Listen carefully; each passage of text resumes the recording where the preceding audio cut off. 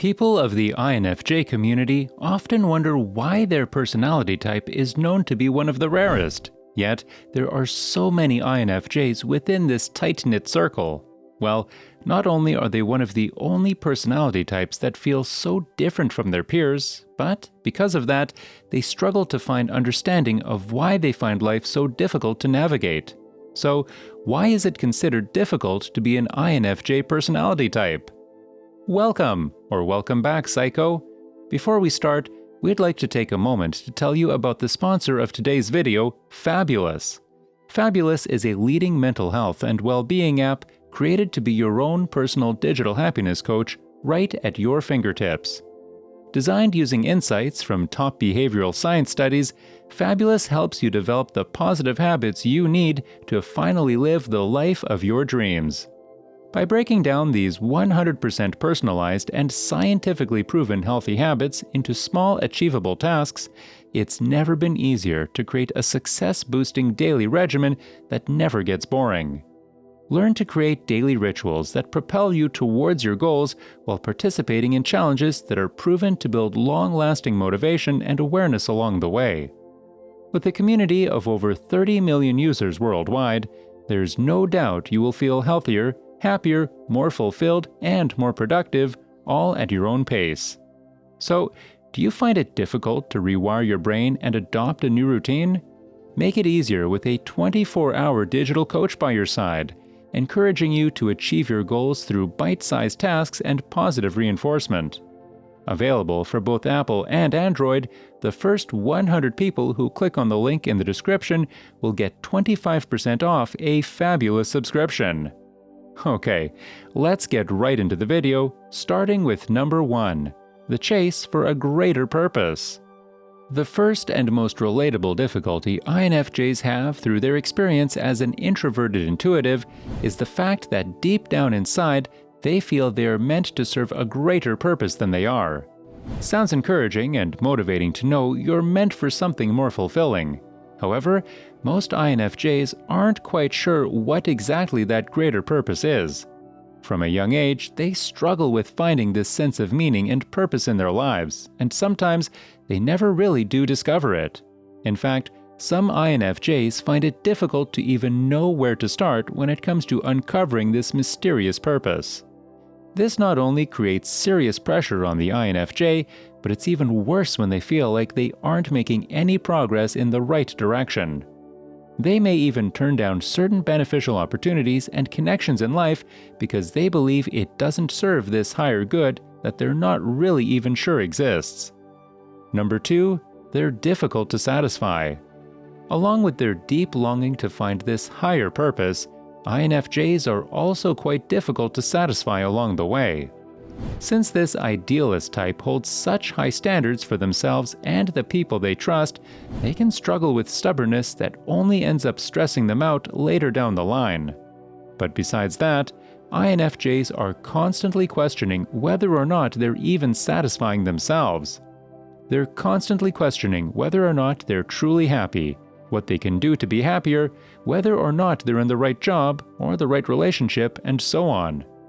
In the mind of an analytical INFJ, every sector of life needs to be observed and examined, which sometimes takes that easygoing, go-with-the-flow energy right from under their feet. Number 3, it's difficult to conclude what they want from life.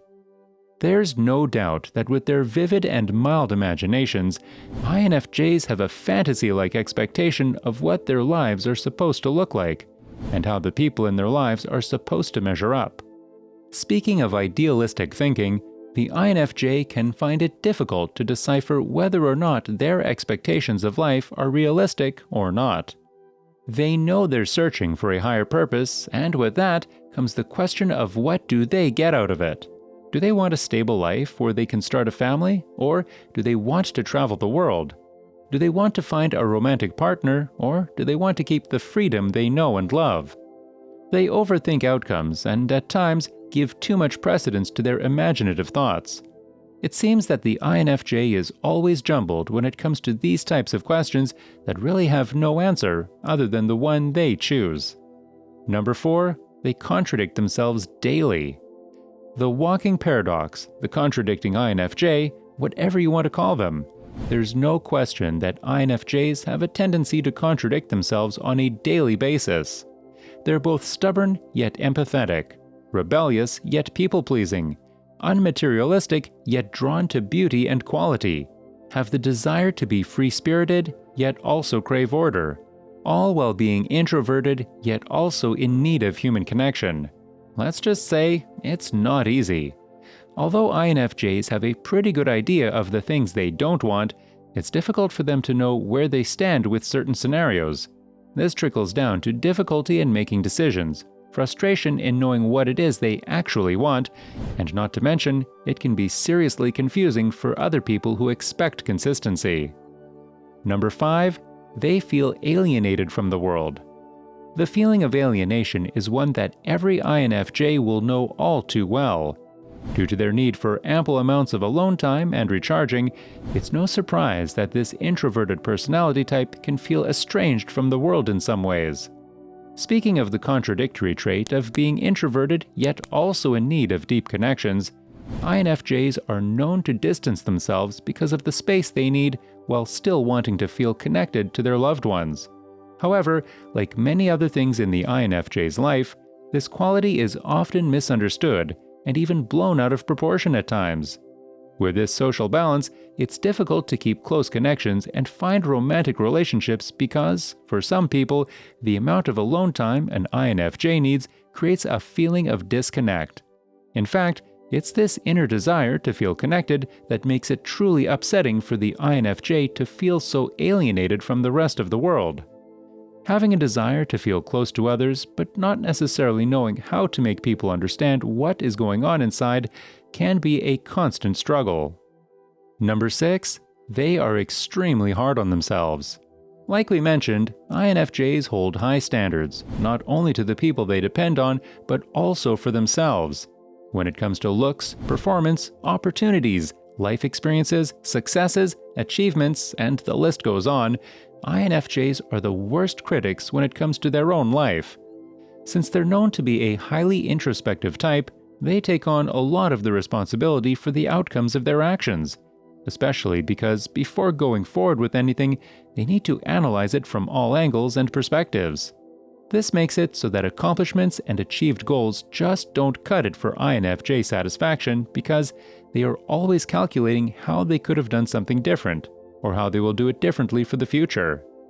Not only does this take the fun out of accomplishments and the rewards that follow, but it also makes going into new opportunities sometimes dreadful. Number 7, they're not overly interested in the material world. People usually break up the not-so-fun aspects of life by treating themselves to some of their favorite things. Sometimes, all it takes to shake someone out of a rut is a night out or a new outfit to have them feel like themselves again, even if it's just for temporary measures. For the INFJ, however, it's not so easy. Not only is the concept of treating themselves one of the last things on their mind, but for the most part, it comes down to the INFJ questioning what it is they'd even buy. They're known to be quite content with the things they do have and usually only get the things they need. They don't sit around dreaming about the material things they do want, and they're not striving to live an extravagant lifestyle. And so, the connection with the material world that most people are equipped with is absent, leaving the INFJ with less directional goals and not as many materialistic rewards that act as an encouragement for the average person. Number 8, they struggle to set boundaries. INFJs are one of the main personality types that seriously struggle with setting boundaries in life. Since they're always striving to help others and never want to make people feel as if they're burdening them, INFJs will take on the world before stopping and thinking about their own mental health. Whether it's within romantic relationships, friendships, family settings, or at the workplace, most INFJs know the feeling of giving more than they organically signed up for. The worst of it is when this lack of boundaries leaves the INFJ giving their time to people who don't deserve or reciprocate that kindness. This not only sucks at the moment, but because of this, INFJs can wind up burnt out and unwilling to lend a hand to even the most deserving of people. Well, psychos, that's it for today's video. So, do you agree that life as an INFJ seems a little more challenging in comparison to some of the other personality types? Let us know in the comments below. Also, make sure to leave us a like, share with your friends, and also subscribe to our channel so that you never miss a video.